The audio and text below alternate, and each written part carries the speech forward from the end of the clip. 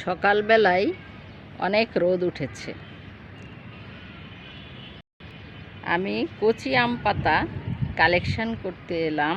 কিছু আম পাতা বড় বড় গাছ থেকে কালেকশন করেছি।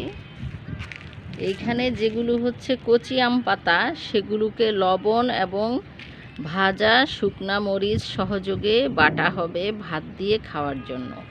আর এই যে সবুজ আম পাতা দেখতে পাচ্ছেন, এই আম পাতাটা মাঝখানে শিরাটা ফেলে দিয়ে এটাকে গোল করে পেঁচিয়ে দাঁত মাজা যায়। এতে দাঁতের স্বাস্থ্য ভালো থাকে, আম পাতার একটা সুবাস পাওয়া যায়।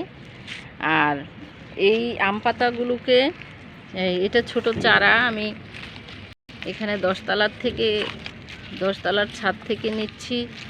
এই ছোট একটা চারা রয়েছে এখান থেকে, আর 9 তলায় বড় ছাদ বাগান রয়েছে, সেইখান থেকে নিয়েছি বড় বড় গাছ থেকে এই আম পাতাগুলো।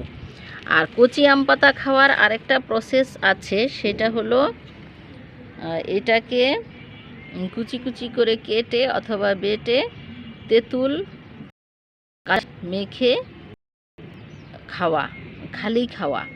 তেঁতুল দিলে এর টক ভাবটা চলে যায়। তবে কচি আম পাতা খাওয়ার কারণ হচ্ছে এটাতে প্রচুর আয়রন রয়েছে, যা রক্তের হিমোগ্লোবিন তৈরিতে সহায়তা করে।